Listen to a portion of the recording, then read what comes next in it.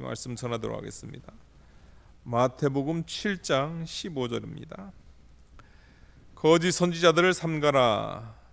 양의 옷을 입고 너에게 나오나 속에는 노략질하는 일이라. 하나님께서 우리 예수님께서 교회를 세워 나가시는데요. 그 교회를 세워 나가심에 있어서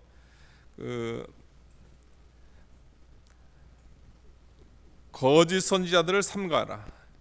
그러니까 신약 교회를 세우시는데 그 신약 교회 안에 거짓 선지자들, 거짓 교사들이 이렇게 들어올 것을 이야기하고 있습니다. 그러니까 그 거짓 선지자들, 그 거짓 교사들을 조심해야 된다. 그리고 그 거짓 선지자들을 분별하지 않으면은 너에게 그 많은 그런 신앙적 손해가 있을 거다. 그것을 이야기를 하고요.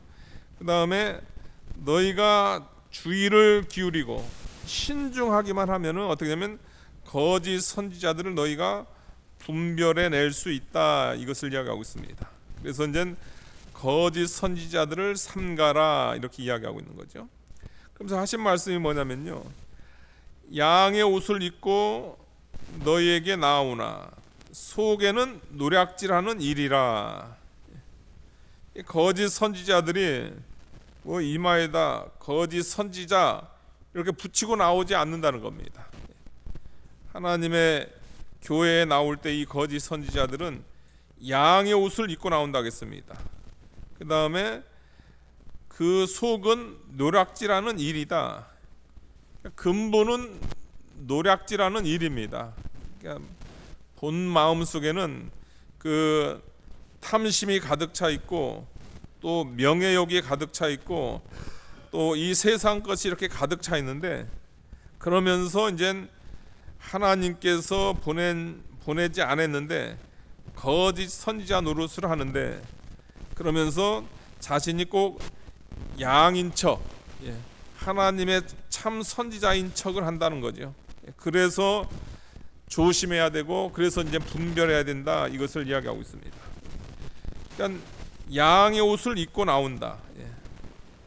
그러니까 씻기가 좋아요. 그러니까 뭐랄까요, 쉽게 속을 수 있다는 겁니다. 그러니까 말을 뭐 이렇게 뭐 유창하게 한다, 아니면 뭐 교양 있게 한다, 도덕적으로 얘기한다, 그거 가지고는 되지 않는다는 거죠. 왜냐하면 그건 누구든지 그렇게 할 수 있다는 겁니다. 왜냐하면 속이기 위해서. 그러니까 그 참된 그 하나님의 선지자인 그걸 구별하는 방법을 이제 하나님께서 우리에게 이야기를 하고 있는 거죠. 16절 보니까요. 그들의 열매로 그들을 알지니 가시나무에서 포도를 또는 엉겅퀴에서 무화과를 따겠느냐. 그러니까 이 거짓 선지자들을 분별하는 방법이 있는데, 그것은 뭐냐면 열매로 그들을 알라 이렇게 이야기하고 있습니다. 열매로 그들을 알지니. 그러니까 거짓 선지자들을 분별해 내야 됩니다, 여러분들. 왜 그러냐면은 단순하게 이제 거짓 선지자들을 이렇게 어떤 의미에서 이렇게 분별하려고 하는 거기에 목적 있는 것이 아니고요. 참 선지자들, 참 하나님의 사람들, 참 목회자들의 바른 인도를 받기 위해서 그런 의미에서 이제 거짓 선지자들을 우리가 분별해 내야 된다는 거죠. 근데 그 거짓 선지자들을 분별해내는 그 방법이 있는데, 그것은 다른 것이 아니고 열매로 이렇게 이야기했습니다. 열매로. 그럼 그 예를 들고 있습니다. 가시나무에서 포도를. 그럼 가시나무에서는 가시가 나오지 포도가 나오지 않습니다. 그다음에 엉겅퀴에서는 무화과를. 무화과나무에서 무화과가 나오는 거예요. 17절에 있는 말씀대로 좋은 나무마다 아름다운 열매를 맺고 못된 나무가 나쁜 열매를 만나니, 포도나무는 포도 열매를 맺고 또 가시는 가시 열매를 맺는 거죠. 그러니까 좋은 나무가 나쁜 열매를 맺을 수 없습니다.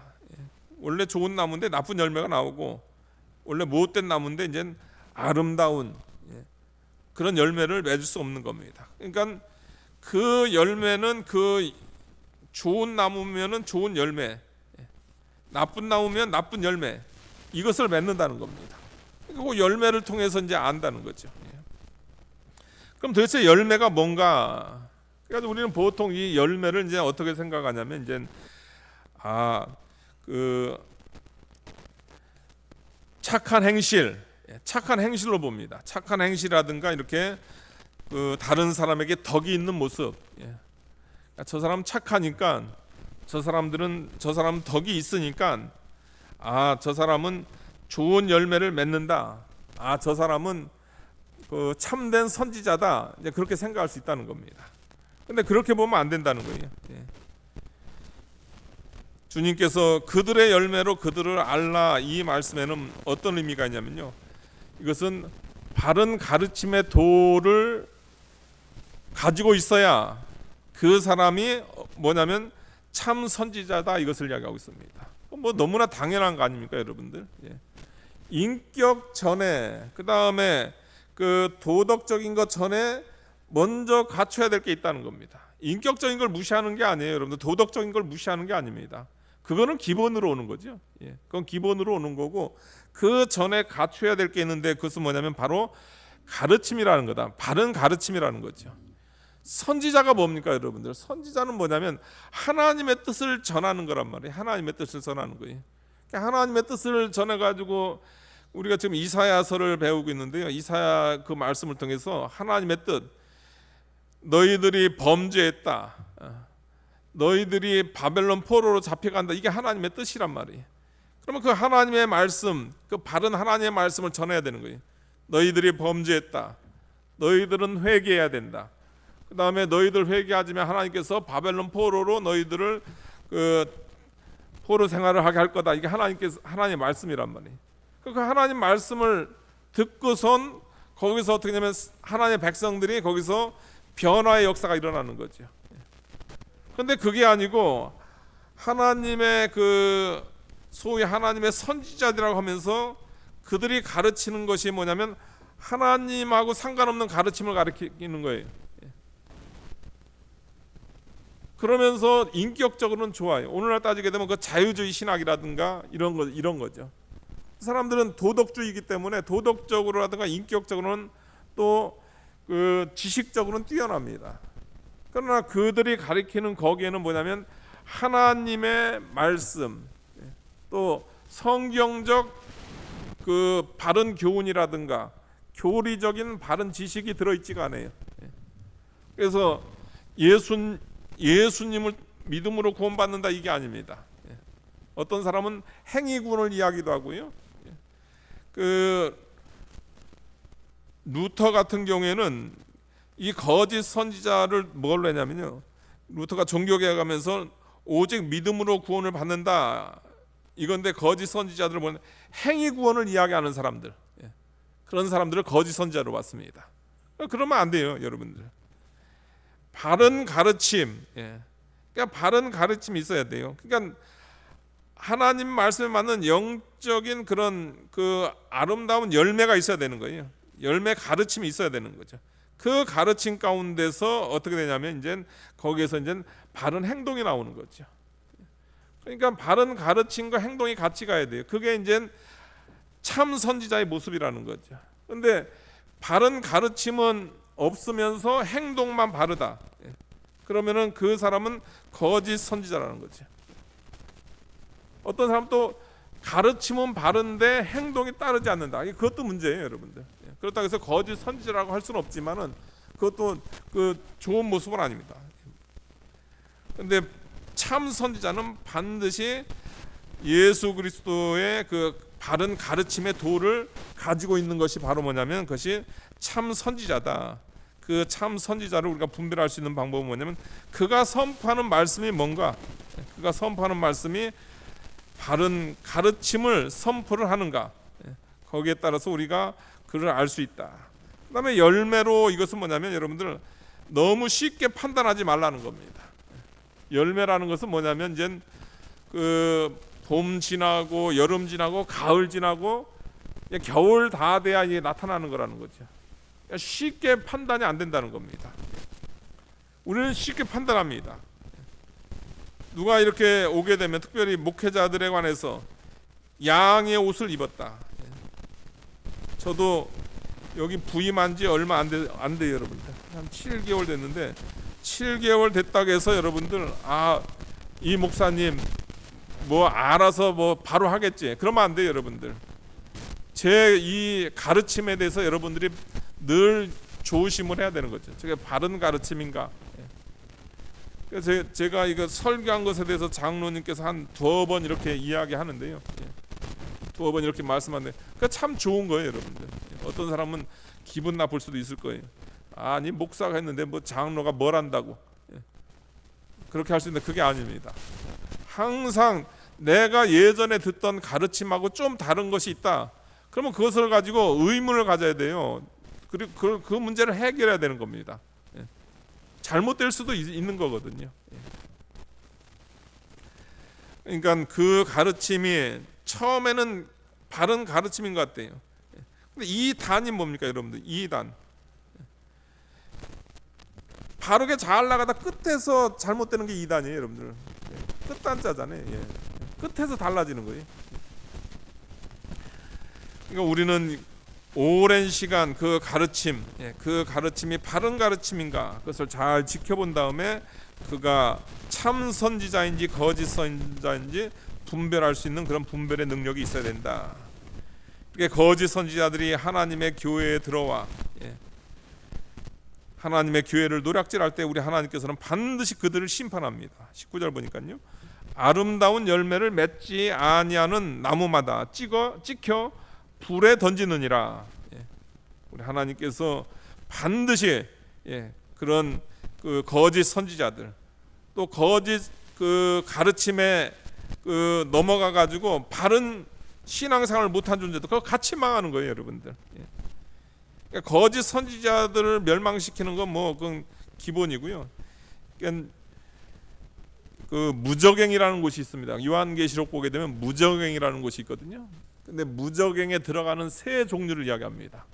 보통 이제 다 지옥에 간다 이런 표현을 써요. 예수 안 믿는 사람들은 지옥 간다 이런 표현을 쓰는데 하나님께서 아주 그냥 진노하는 그런 세력 그 세 가지를 이야기해요.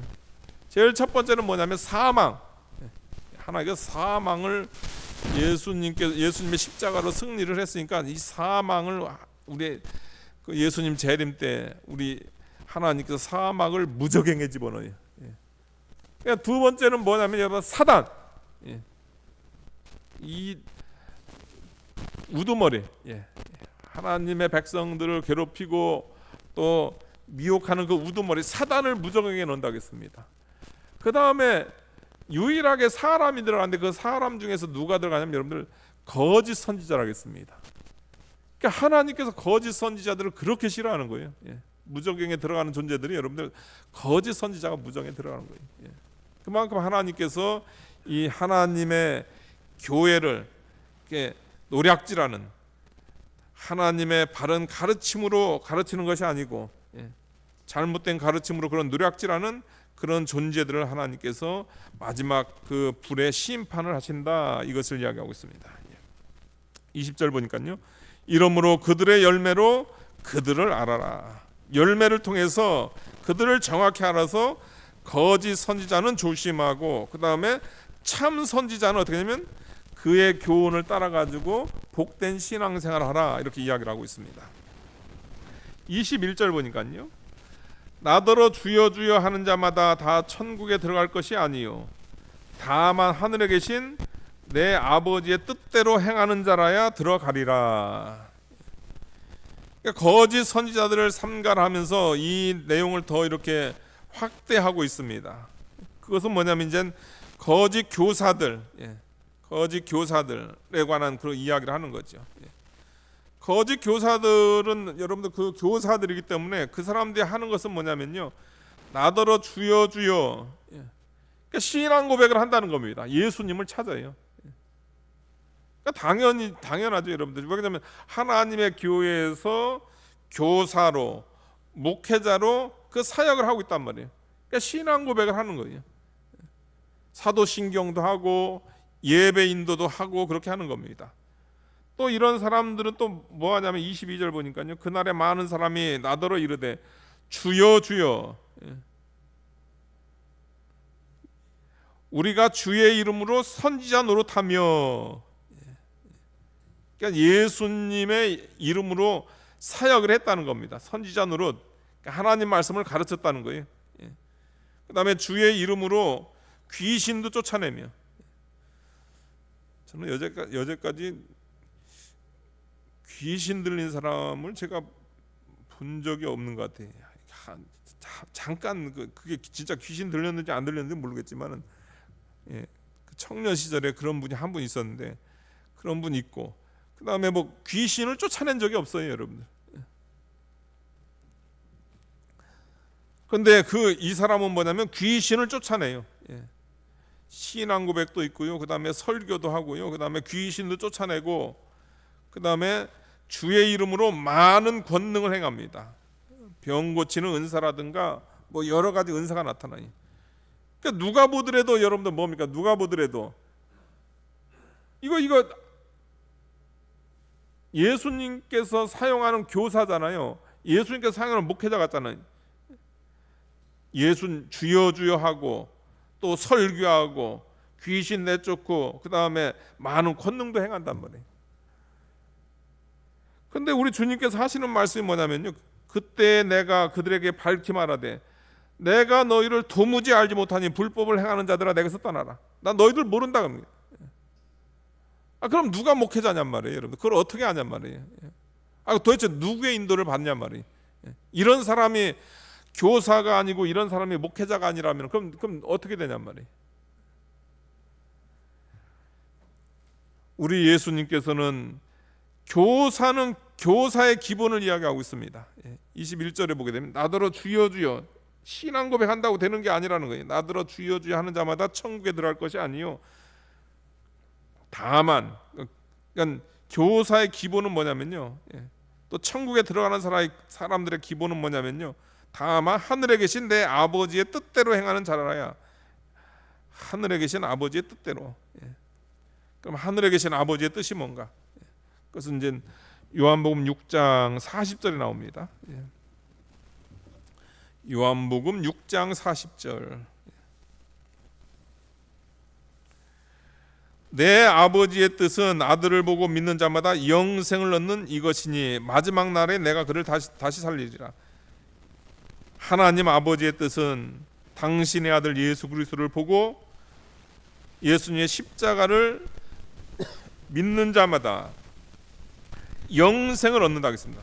예수님을 믿는 자마다 영생을 얻고, 그 다음에 이런 자를 마지막 심판 날에 지옥 불구덩이 보내는 것이 아니고 이 마지막 날에 이런 자들 어떻게 하면 이런 자들을 다시 살리라. 부활의 영광으로 참여시킨다, 이것을 얘기하고 있습니다. 그러니까 하나님 아버지의 뜻은 뭐냐면 당신의 독생자 예수, 당신께서 보내신 그 예수님을 믿는 자, 그것이 하나님 아버지의 뜻입니다.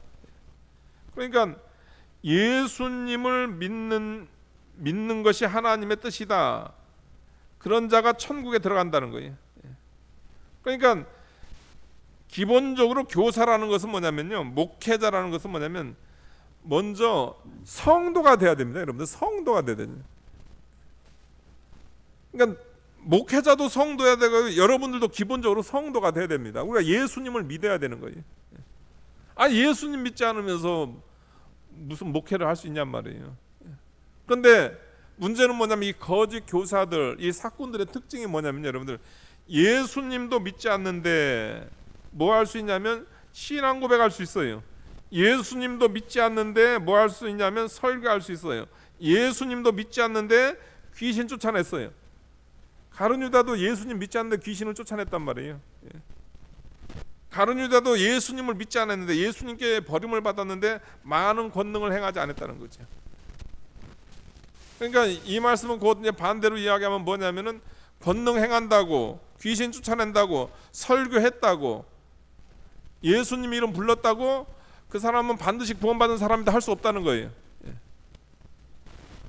반드시 성령을 통해서 그의 영이 예수님의 십자가 믿어져 가지고 중생해야 돼요. 예.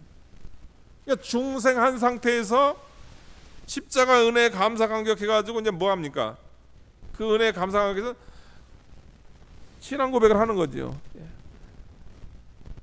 우리가 신앙 고백할 때 그 신앙 고백 그냥 하는 게 아니에요. 예배 시간에 사도신경을 그냥 하면 안 됩니다. 그 내용 구절구절마다 그게 그냥 내 생명이 돼. 신앙 고백이라는, 여러분, 고백은 이것은 여러분 목숨을 내놓는다는 뜻이거든요. 우리가 신앙 고백할 때 여러분들 우리가 사도신경 할 때 내가 이 내용에 대해서 내 목숨을 내놓습니까? 우리가 그렇게 해야 되는 거예요. 그게 신앙 고백입니다. 그러니까 예수님으로 말미암아 구절구절마다 아주 그냥 이 고백이 되는 거예요. 그런 신앙 고백이 있어야 되고, 그 다음에 주님의 은혜에 감사 감격해서 뭐냐면 설교를 해야 되는 거죠. 예수님도 안 믿어지는데 어떻게 설교를 합니까? 근데 예수님도 안 믿어지는데 설교가 가능하겠더라고요. 제가 이번 주간에 어떻게 요즘 설교 챗 GPT인가요? 그걸로 한번 설교 본문 한번 뽑아보자 했어요, 여러분들. 그래가지고 이제 새벽 설교할 거 그걸 이렇게 해가지고 설교를 뽑았어요. 설교 내용이 얼마나 잘 나오는지 몰라요. 그러니까 저보다 낫더라고요. 그래가지고 서론, 본론, 그 다음에 결론 딱 맺어서 나오더라고요.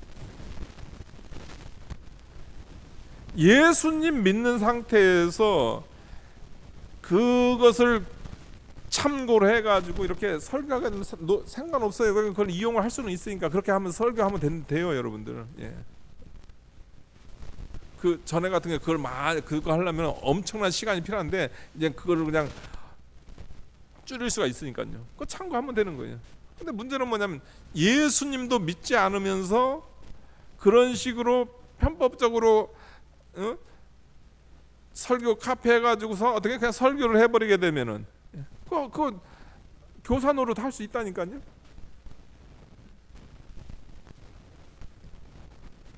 가룟 유다 같이 예수님 안 믿으면서 귀신도 쫓아내고 또 신유의 은혜도 나타나고.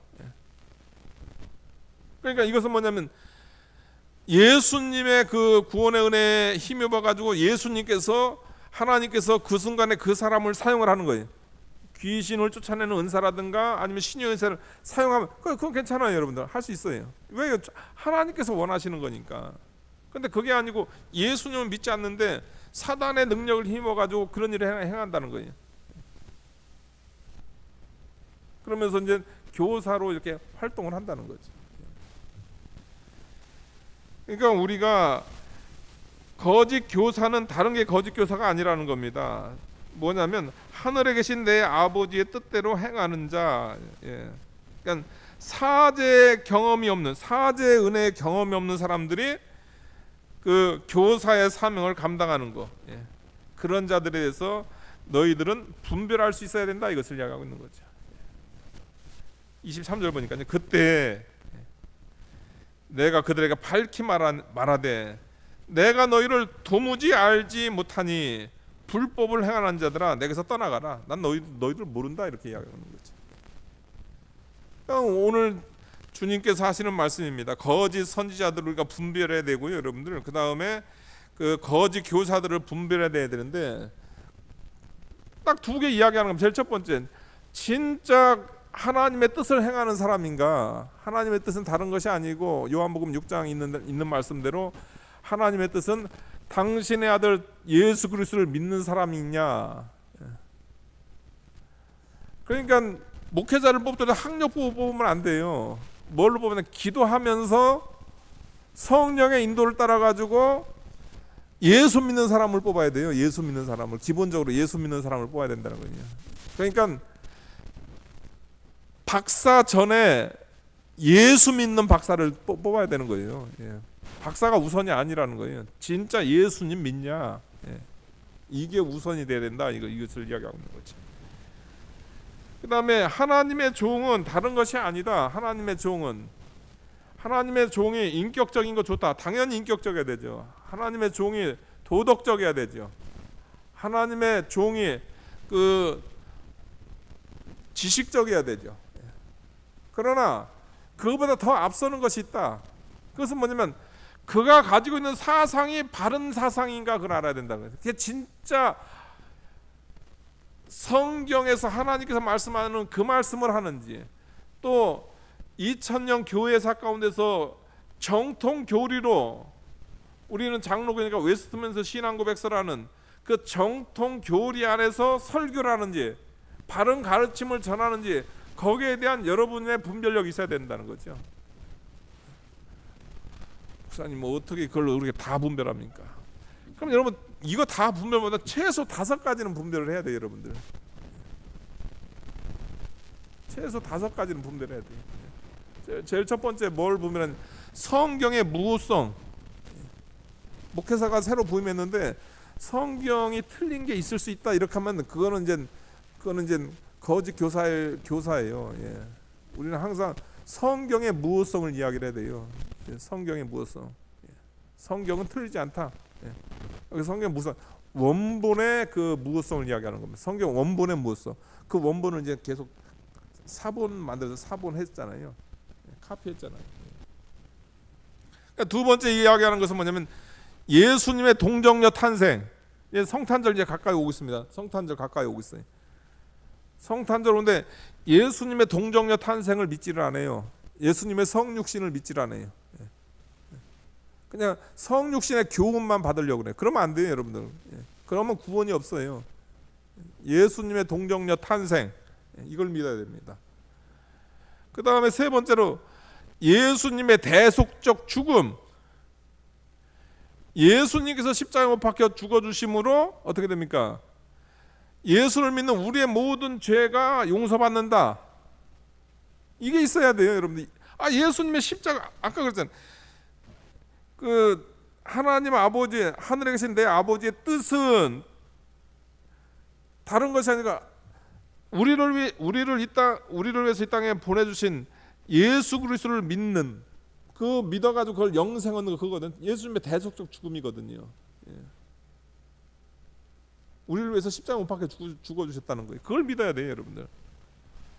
그 다음에 네 번째는 뭐냐면 여러분, 예수님 3일 만에 부활했다. 예수님 우리 3일 만에 부활했다. 그 다음에 마지막으로 우리 예수님 재림한다. 요 5가지 정도는 우리가 그 성도들이 기본적으로 그걸 알고 있어가지고, 목회자들 열매잖아요, 여러분들. 몇 년 동안 지켜봐야 될 거예요. 그거 쉽게 안 나타나죠. 왜냐면 양의 탈을 입고 와가지고 이렇게 하는 거니까. 뭐 바로 그냥 뭐 본색을 드러내지 않는다는. 그러나 긴 기간 동안에 그의 가르침에 대해서, 또 진짜 예수 믿은 사람인가, 그런 거에 대한 여러분들 그거에 대한 일종의 여러분들이 삶과 잘 체크를 해야 된다는 거죠.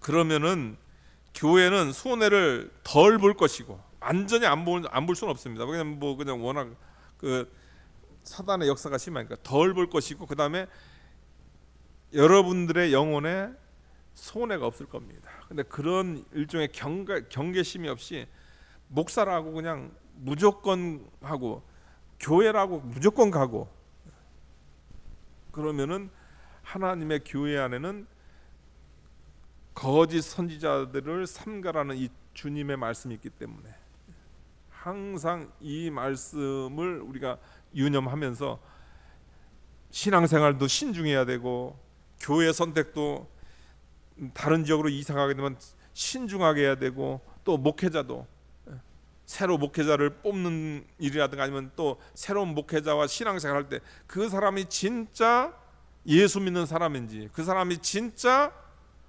주님의 바른 가르침의 도를 전하는 사람인지, 거기에 대한 분별력이 있을 때 우리 교회는 그나마 손해를 덜 본다. 이것을 우리에게 이야기하고 있습니다. 이런 귀한 은혜가 여러분의 있길 진심으로 축원하겠습니다. 기도하시겠습니다. 거룩하신 하나님 아버지,